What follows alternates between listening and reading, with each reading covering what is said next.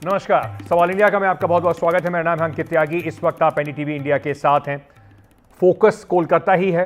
कोलकाता के RG Kar medical college में trainee doctor से रेप के बाद हत्या की सीबीआई जो इस वक्त जांच कर रही है, उसमें सीबीआई एक अहम मोड़ पर पहुंच गई है। सीबीआई की टीम मृतक डॉक्टर के माता पिता से मिलने उनके घर पहुंची। मेडिकल कॉलेज के कर्मचारी, छात्रों, अफसरों और मृतक जूनियर डॉक्टर के दोस्तों से भी पूछताछ चल रही है। आरजीकर मेडिकल कॉलेज के पूर्व प्रिंसिपल डॉक्टर संदीप घोष को सीबीआई लगातार पिछले 3 दिन से उनसे सवाल जवाब कर रही है। संदीप घोष से सीबीआई बार बार पूछताछ इसलिए कर रही है ताकि इस केस में जो सवाल खड़े हुए हैं उनका जवाब मिल सके। कुछ अहम सवाल जिनके जवाब जो हैं इस वक्त सीबीआई की टीम तलाशने की कोशिश कर रही है। सबसे पहली बात, आखिर मौत को आत्महत्या बताने की इतनी जल्दबाजी क्यों की गई? जांच पूरी होने तक क्राइम सीन को सुरक्षित क्यों नहीं रखा गया? परिवार को बिना तथ्यों के जानकारी क्यों दी गई? मृतका के परिवार को घंटों बाद जानकारी क्यों दी गई? देरी क्यों हुई उसमें? परिवार को शव दिखाने में देरी क्यों हुई? वारदात के तुरंत बाद इस्तीफा देने की क्या वजह थी? और अस्पताल की सुरक्षा के क्या इंतजाम थे? उस पर जो डॉक्टर संदीप घोष है, जो प्रिंसिपल हैं, उन्होंने क्या क्या चीजें करी थी, इस पर भी सीबीआई उनसे पूछताछ कर रही है। सीधे आपको लिए चलता हूं क्योंकि ये जांच इस वक्त अहम मोड़ पर है। सीबीआई जांच कर रही है, तो इसमें और क्या क्या जो इन सवालों का सीबीआई सवाल जो जवाब ढूंढ रही है, क्या क्या और जानकारी आ रही है, हमारे सहयोगी मुकेश सिंह सेंगर इस वक्त हमारे साथ जुड़ रहे हैं। मुकेश, सीबीआई की टीम बिल्कुल अहम मोड़ पर है अगर कहा जाए इस पूरी जांच को लेकर। महत्वपूर्ण सवाल जिनके जवाब अभी भी ढूंढे जा रहे हैं। आज माता पिता से भी मुलाकात है। क्या उम्मीद लगा रखी है और क्या इस आरोपी के अलावा भी और लोगों को आरोपी बनाया जा सकता है? देखिए, बिल्कुल जो सीबीआई की जांच है वो एकदम अहम मोड़ पर है, क्योंकि अभी तक ये साफ नहीं हो पाया है कि ये मामला रेप का है या गैंगरेप का है। हालांकि परिवार के लोग बार बार ये आरोप लगा रहे हैं कि इस मामले में कई और लोग भी शामिल हैं, और जो डॉक्टर्स हैं, तमाम जगहों के डॉक्टर्स जिन्होंने पोस्टमार्टम रिपोर्ट देखी है, उनका कहना यह है कि हत्या में और रेप में कई लोग शामिल हो सकते हैं। तो सीबीआई भी इस एंगल से जांच कर रही है। हालांकि अब तक की जांच में एक ही आरोपी का नाम सामने आया है, जिसका नाम संजय रॉय है, जिसका साइकोलॉजिकल टेस्ट कल किया गया और आज भी हो रहा है। तो उससे पूछताछ के बाद सीबीआई अब आगे इस केस की जांच कर रही है, जिसमें उनके घर वालों का, जो विक्टिम थी उसके घर वालों का जो बयान है वो रिकॉर्ड किया जा रहा है। जिन लोगों ने पोस्टमार्टम किया था उनका स्टेटमेंट रिकॉर्ड किया है। हत्या से पहले लड़की ने रात 12 बजे, 8-9 अगस्त की रात 12 बजे अपने जिन 4 दोस्तों के साथ खाना खाया था, उन डॉक्टरों का स्टेटमेंट भी आज रिकॉर्ड हो रहा है। वहीं संदीप घोष, जो कि आरजीकर कॉलेज का पूर्व प्रिंसिपल है और घटना के वक्त वही प्रिंसिपल था, उससे सीबीआई लगातार पिछले 3 दिनों से पूछताछ कर रही थी। आज उसको फिर से पूछताछ के लिए बुलाया गया है, क्योंकि सीबीआई को ऐसा लगता है कि संदीप घोष बहुत सारी बातें छिपाने की कोशिश कर रहा है जो उसको मालूम है। सबसे पहली बात यह है कि जो लड़की का शव था, उसको देखने के बाद कोई भी डॉक्टर बता सकता था कि लड़की की हत्या हुई है, लेकिन परिवार वालों के मुताबिक उनको कई घंटे बाद ये जानकारी मिली कि उनकी बेटी की मौत हो गई है। उस वक्त हत्या के बारे में नहीं बताया गया। परिवार वालों का ये भी कहना है कि जब वो अस्पताल पहुंचे, जब वो मेडिकल कॉलेज पहुंचे, तो दोपहर के बाद उनको लड़की का शव दिखाया गया और उससे पहले ये कहा गया कि उसने सुसाइड कर लिया है।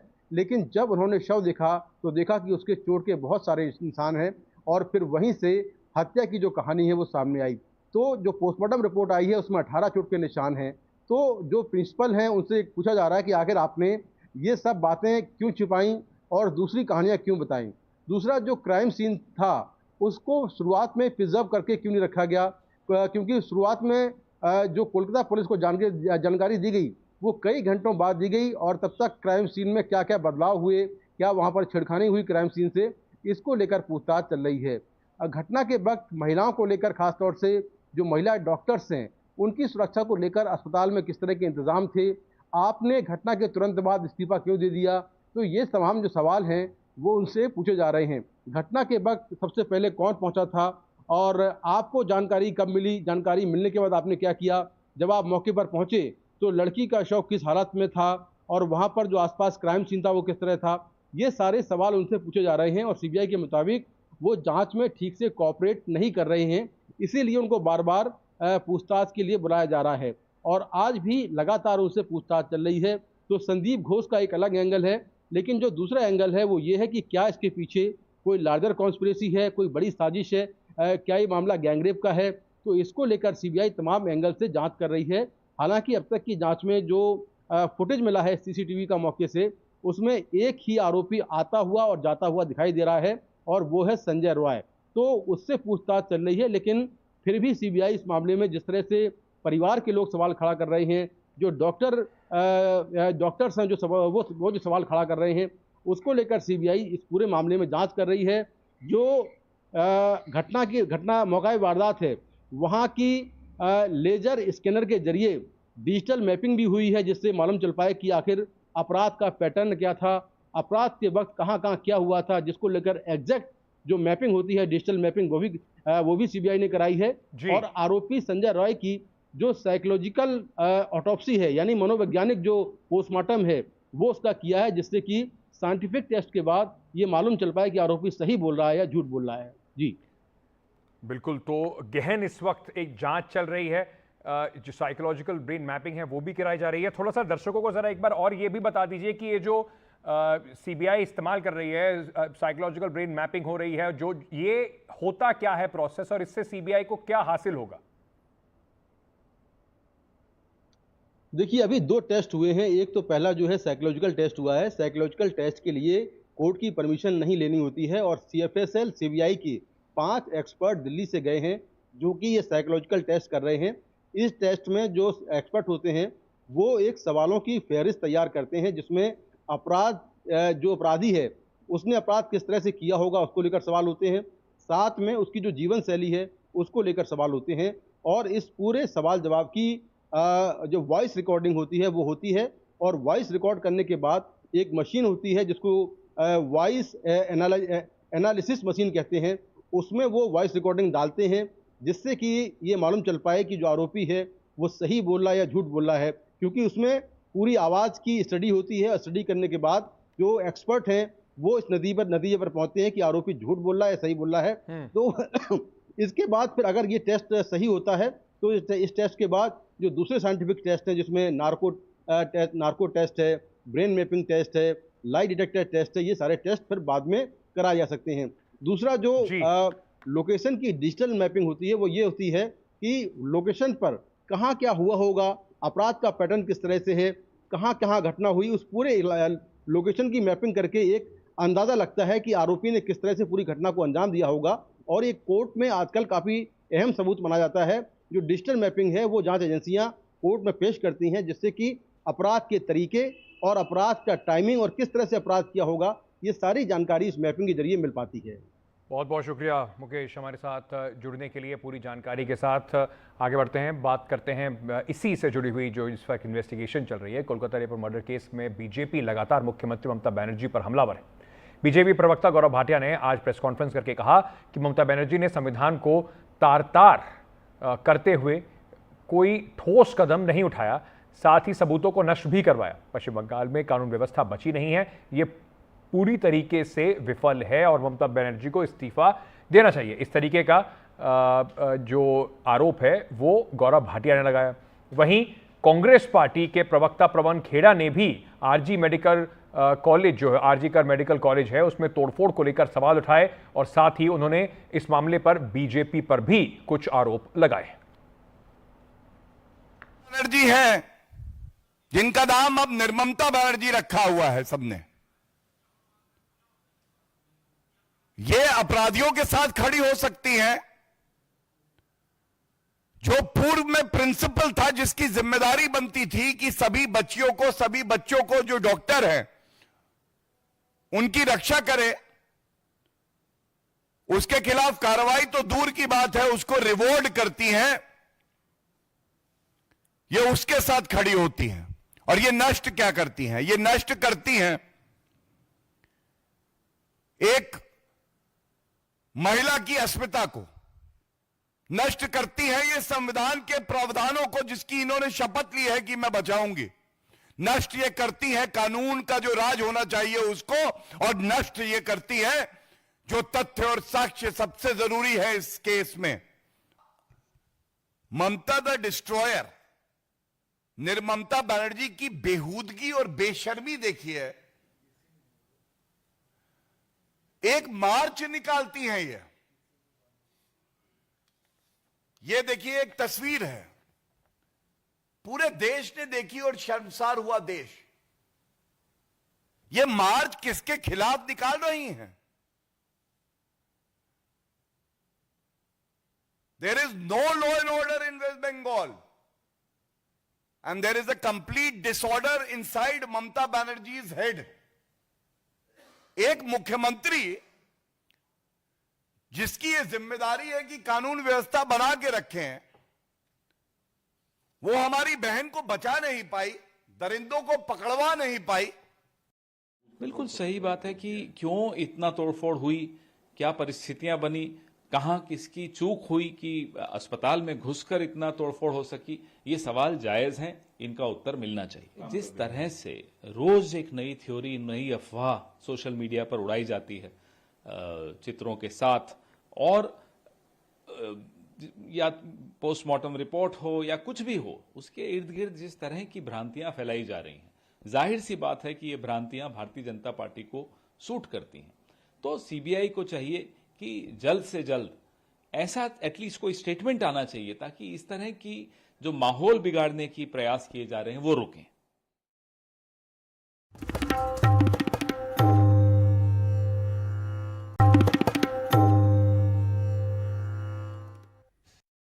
बंगाल की बात हो या देश के किसी अन्य राज्य की, किसी भी कोने में क्या महिलाएं सुरक्षित नहीं हैं? ये सवाल इसी वजह से उठता है कि दूसरी खबर जो आपको बता रहे हैं, देहरादून के एक बस स्टॉप में नाबालिग लड़की के साथ सामूहिक दुष्कर्म का मामला सामने आया है।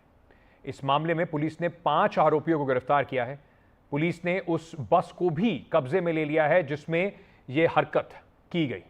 नाबालिग लड़की को आरोपी दिल्ली से देहरादून लेकर आए और इसी बस में इन्होंने उसके साथ बलात्कार किया। 13 अगस्त की रात को आईएसबीटी देहरादून के गार्ड ने चाइल्ड हेल्पलाइन सेंटर को बस स्टैंड पर परेशान बैठी लड़की के बारे में सूचना दी थी, जिसके बाद यह पूरा मामला सामने आया। बस घटनाक्रम में अभी तक जो जानकारी मिली कि ये दिल्ली और इसके बीच में बस चलती है, दिल्ली और देहरादून के बीच में, और कश्मीरी गेट पर ये लड़की वहां पर घूमते हुए मिली थी, जिससे ड्राइवर की कुछ बात हुई और इसके बाद उनके साथ उस बस में बैठ के यहाँ पर आ गई थी और इसके बाद इसके साथ एक घटनाक्रम हुआ।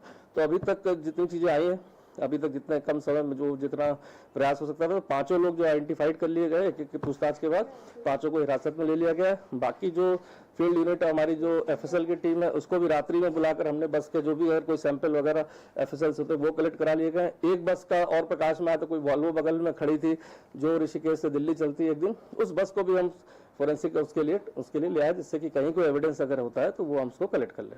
मैं इस मामले में अपने सहयोगी जो उत्तर प्रदेश के हैं, क्योंकि ये बच्ची शायद आगरा की है, तो उनसे भी मैं इस बारे में अभी चर्चा करूंगी कि क्यों और किन हालात में परिवार ने उसको ऐसे एक बस में बिठा के निकाल दिया। जब एसएसपी साहब से मेरी बात हुई तो उनका भी ये मानना था कि जो बच्ची के रिएक्शन है उससे लगता है कि शायद वो लंबे समय से इस तरह के दुष्कर्म या अत्याचार का शिकार रही है। तो हमें वो भी पता कराना है कि जो भी संबंधित परिजन थे वो क्या कर रहे थे और किन हालात में बच्ची घर से निकलकर पंजाब होते हुए देहरादून तक पहुंची।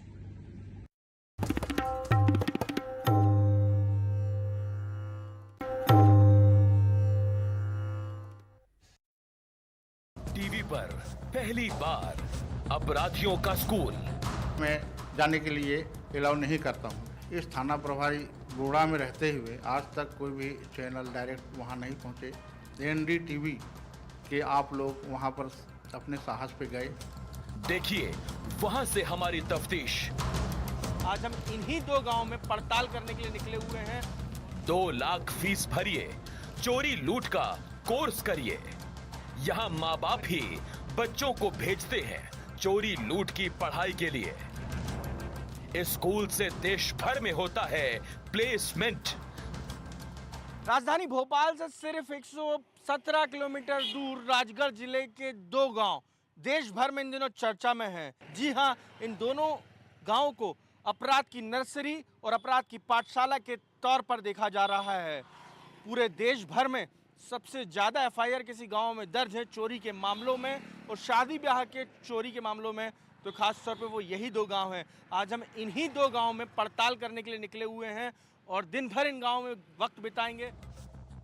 मध्य प्रदेश की राजधानी भोपाल से लगभग 117 किलोमीटर दूर के 3 गांवों से लगभग देश के हर राज्य की पुलिस का पाला पड़ रहा है। वजह बताने से पहले ये 3 तस्वीरें देख लीजिए। दिसंबर 2023, दिल्ली। मेहता परिवार में शादी थी। राजगढ़ के गुलखेड़ी का रहने वाला 22 साल का यश सिसोदिया सज धज कर शादी में पहुंच गया। नाचा गाया, खाया पिया, फिर गहनों से भरा बैग लेकर फरार हो गया।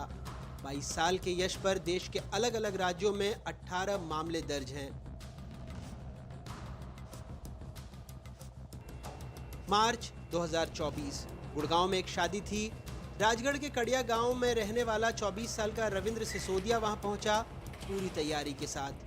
ठीक दूल्हे के माँ बाप के पीछे बैठा, मौका मिलते ही गहनों का बैग उठाकर चलता बना।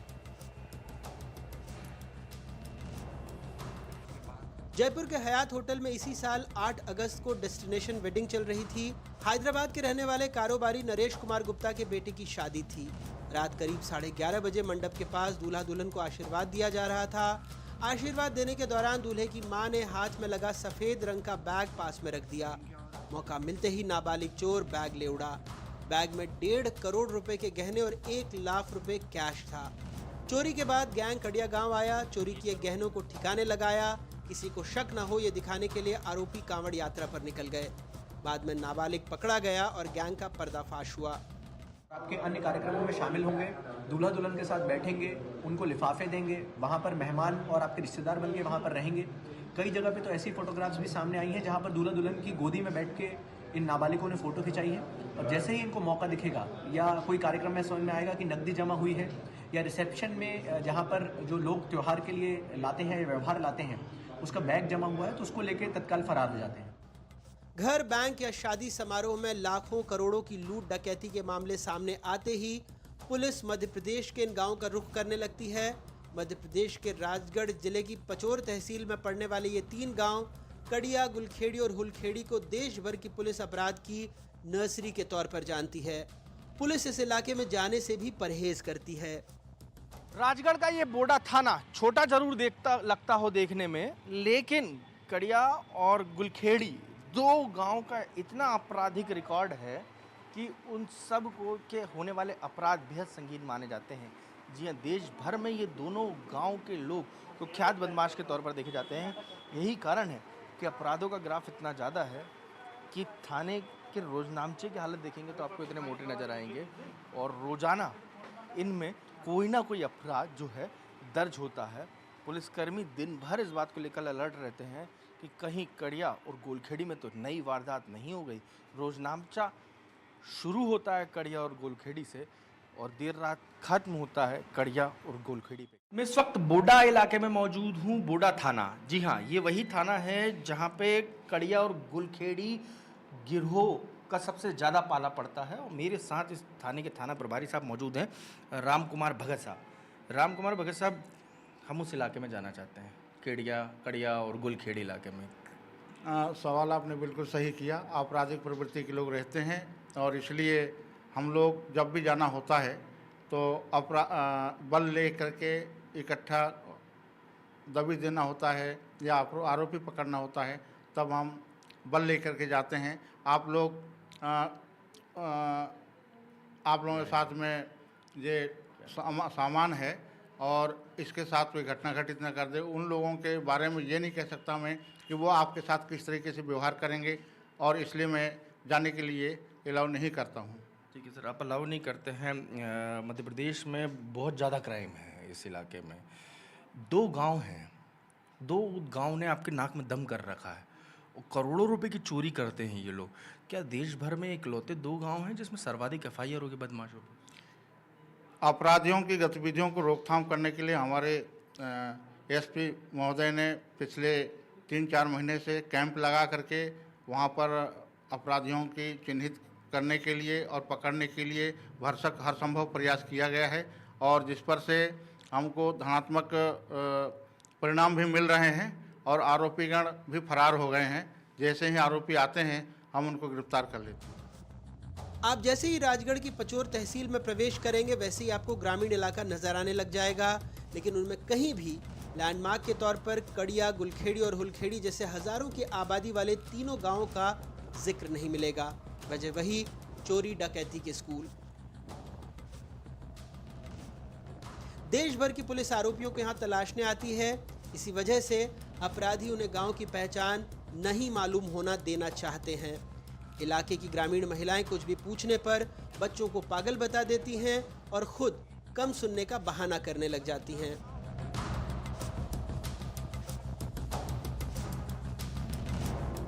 मैं इस वक्त उस सड़क पर मौजूद हूँ जो कड़िया सासी की ओर जाती है। तमाम गांव की महिलाएं बैठी हुई हैं, आप देख सकते हैं महिलाओं को, और यहाँ पे बच्चे भी बैठे हुए हैं। आप कब से रह रहे हैं यहाँ? 40 साल हो गया। अच्छा, इसी गांव में? हाँ। ये रोड आपके इधर कड़िया सासी जाता है? हाँ। अच्छा, कड़िया सासी में बहुत चोरी लूटपाट की वारदातें करते हैं वहाँ के लोग? नहीं, ऐसे तो कोई आपत्ति नहीं है, नहीं ऐसे अनुभव भी नहीं अपने, ना कोई कोशिश भी नहीं अपने, परेशानी भी नहीं है कोई बात की। वो करें तो? हाँ, नहीं अपना कोई दुखी नहीं है, दिहाड़ की वही करवा जाओ हम तो मजदूरी। अच्छा। हाँ, दिहाड़ की वही करवा। पुलिस के बीच बहुत संघर्ष होता है उनके बीच? नहीं हो पुलिस तो हाँ, अब मैं तो परेशानी नहीं है, पुलिस वाला भी कोई हाथ। अच्छा, झगड़ा बहुत होता है बस? कभी कभी आवे मिले तो भी वैसे बात कर कुरक चल जावे भी। अच्छा अम्मा, आप बताओ, बहुत सुना है चोरी वोरी होती है वहाँ के, बच्चे बहुत चोरी करते हैं? बहुत कम सुना भैया, मुझसे सुनो। अच्छा, मेरे को ये बताओ, वहाँ पे जो बच्चे हैं हाँ। वहाँ बहुत झगड़ा होता है सुना है, महिलाएं वहाँ की चोरी की वारदात करती हैं, चोरी करती हैं? कोई चोरी करता है हमारे घर में तो कोई भी नहीं है। नहीं, वो बाहर करने जाते हैं। तो पागल लड़का है। तो वहाँ करने जाती हैं जो मेहनत तो कर रहे हैं, मजदूरी तो अबे हमारे से मेहनत मजदूरी हो या बेटिया एक जाके। आपने सुना वहाँ चोरी करते हैं बहुत लोग? तो पागल है वो भाई, तो नहीं बोलेगी। किसी भी अनजान शख्स को देखते ही गांव वाले चौकन्ना हो जाते हैं। कैमरा तो छोड़िए, मोबाइल कैमरा निकालते ही हर कोई अलर्ट हो जाता है। देश में ये इकलौते 3 गांव हैं जहां बच्चों को चोर, लुटेरे और जेब कतरे बनने की नर्सरी संचालित होती है। यहां माँ बाप ही बच्चों को ट्रेनिंग के लिए भेजते हैं। हर बच्चे की फीस 2 से 3 लाख रुपए। इकलौता इलाका ऐसा होगा मध्य प्रदेश में, आपकी काफ़ी सर्विस ग्वालियर चंबल इलाके में रहे, डकैतों का भी इतना ही खौफ होता था जितना इस इलाके के बदमाशों का है?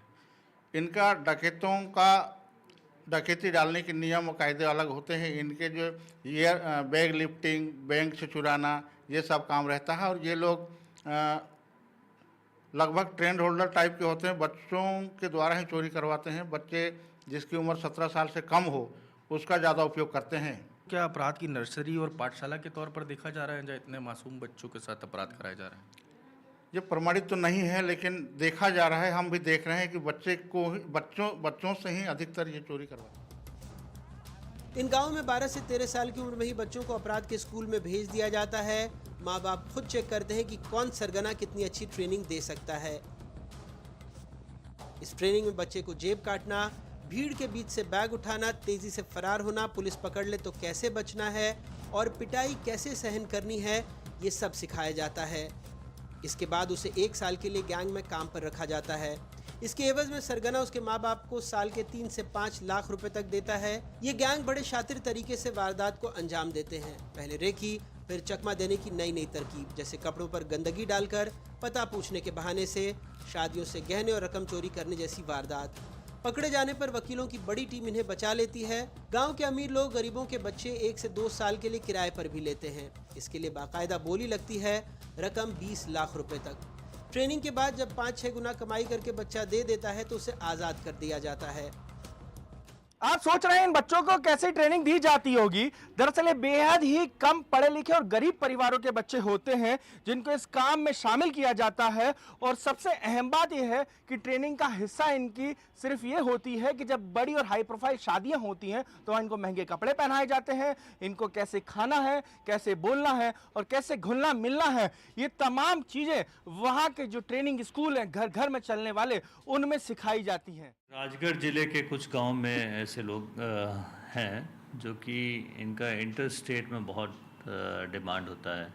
अभी हाल ही में जयपुर पुलिस कमिश्नर ने मुझसे फ़ोन करके बताया कि एक बहुत बड़ी चोरी हुई और शादी के घर से लगभग 1.5 करोड़ के जेवरात चोरी करके लेके आए और उनका अंदेशा था कि राजगढ़ के रहने वाले हैं आरोपी। तो उनके जो इन्फॉर्मेशन को हम लोगों ने डेवलप किया और राजगढ़ पुलिस से उसको शेयर किया गया। देश के कई जगहों में इस तरह की वारदातें करते हैं और यहाँ पे ले आके माल को फिर डिस्ट्रीब्यूट करते हैं जहाँ पे भी उनको भेजना होता है। तो अगर त्वरित कार्रवाई होती है, तुरंत इन्फॉर्मेशन मिलता है तो हमारा इंटर स्टेट कोऑपरेशन बहुत अच्छा होता है और हम लोग तत्काल उसमें कार्रवाई करके और जो भी टीम आती है उनकी विवेचना में भी सहयोग करते हैं और गिरफ्तारी में भी सहयोग करते हैं। अब इसको क्या कहेंगे, बहुत बड़ी कुरीति है और ये बड़ा इनका मॉडस ऑपरेंडी है। नॉर्मली बच्चों को अच्छे कपड़े पहना के शादी के ड्रेस में एंटर करा दिया जाता है और वो बच्चों को लोग कोई शक की निगाह से भी नहीं देखते, जिसका वो फ़ायदा उठा के ये काम होता है। ये बच्चे भी इतने शातिर होते हैं कि बगैर जौहरी गहने की परख कर लेते हैं। जयपुर में 1.5 करोड़ रुपए की चोरी की जिस बड़ी वारदात को अंजाम दिया गया था उसमें एक ही हार की कीमत 80 लाख रुपए थी। अकेले बोड़ा थाने में सांसी, बहुल, गुलखेड़ी, हुलखेड़ी और कड़िया गांव हैं। सांसी जाति के लोगों का नाम अपराधों में शामिल होने के लिए वैसे भी कुख्यात है। इन गांव के 300 से अधिक बच्चे अलग अलग राज्यों और शहरों में इसी तरह से शादी समारोह में चोरी की वारदातों को अंजाम देते हैं।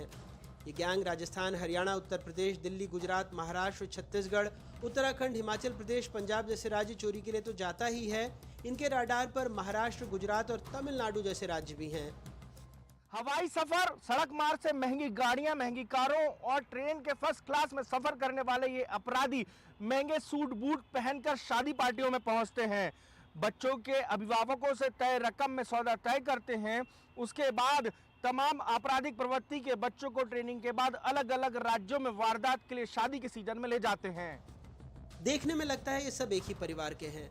बड़े सदस्यों का काम शादी समारोह में फैलकर गहने पैसों की रेकी करना होता है। फिर बच्चों को इशारा किया जाता है।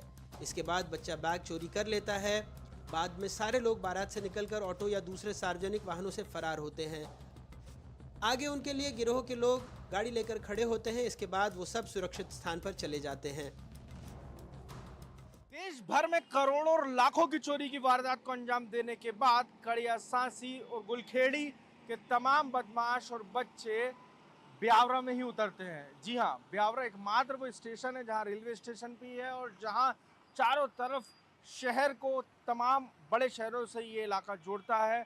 और ये तमाम बदमाश चोरी की बड़ी वारदातों को अंजाम देने के बाद अपने गांव में सुरक्षित दाखिल होते हैं और गांव में ही कैंप करते हैं। वहां से कहीं बाहर नहीं निकलते हैं। जब पुलिस पहुंचती है तो पूरा गांव हमला बोल देता है। इन तीनों गांवों में हजारों लोग रहते हैं। 2000 से ज्यादा लोगों पर देश भर के दर्जनों थानों में 8000 से ज्यादा मुकदमे दर्ज हैं। हालांकि नई पीढ़ी में गांव के कई युवक पढ़ लिख कर नौकरी भी कर रहे हैं। कोई डॉक्टर है तो कोई पटवारी, कई पुलिस और वन विभाग में भी हैं। लेकिन आज भी हजारों परिवारों का मुख्य पेशा बच्चों से चोरी कराना, जुआ खेलना और शराब बेचना ही है।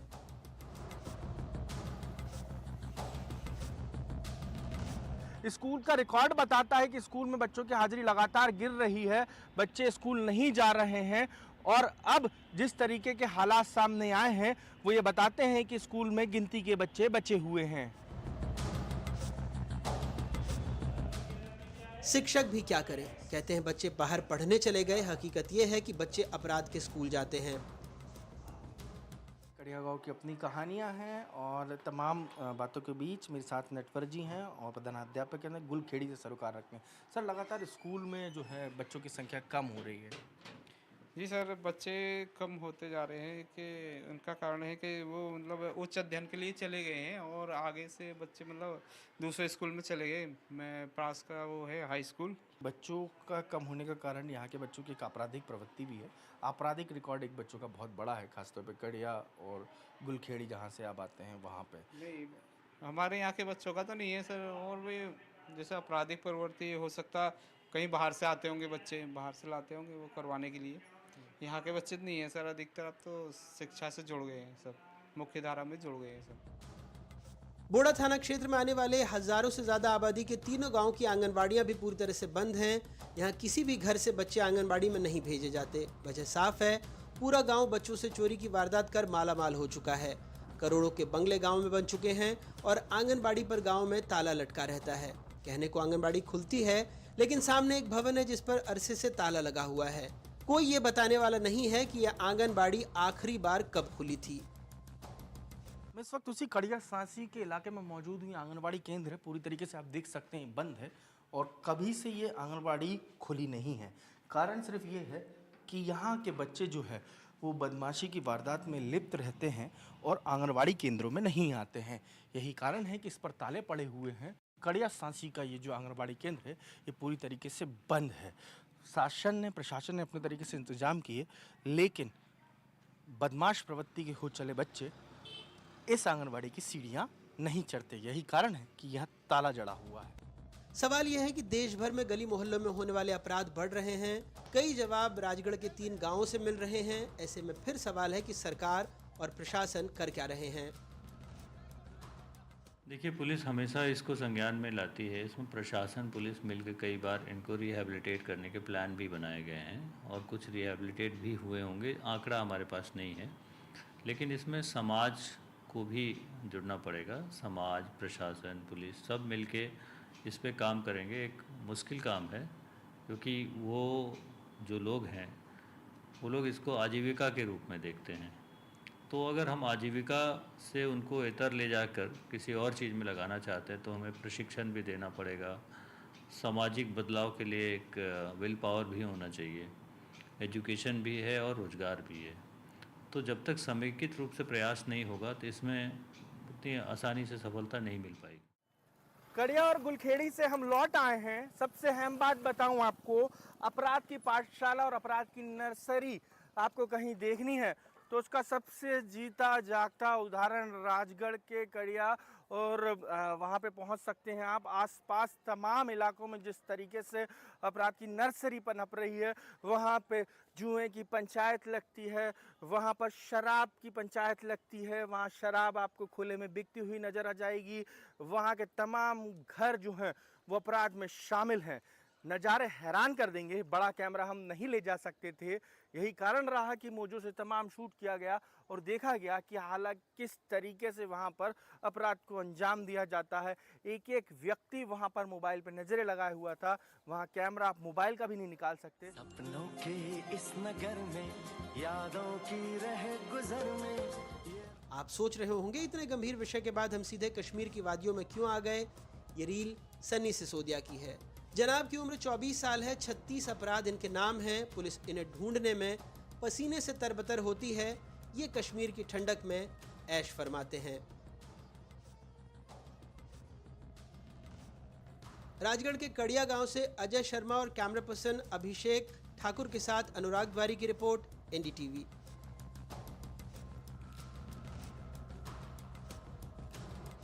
टीवी पर पहली बार अपराधियों का स्कूल, जहां जाने से डरती है पुलिस। मैं जाने के लिए अलाउ नहीं करता हूं। इस थाना प्रभारी बोड़ा में रहते हुए आज तक कोई भी चैनल डायरेक्ट वहां नहीं पहुंचे। एनडीटीवी के आप लोग वहां पर अपने साहस पे गए। देखिए वहां से हमारी तफ्तीश। आज हम इन्हीं 2 गांव में पड़ताल करने के लिए निकले हुए हैं। 2 लाख फीस भरिए, चोरी लूट का कोर्स करिए। यहाँ माँ बाप ही बच्चों को भेजते हैं चोरी लूट की पढ़ाई के लिए। इस स्कूल से देश भर में होता है प्लेसमेंट।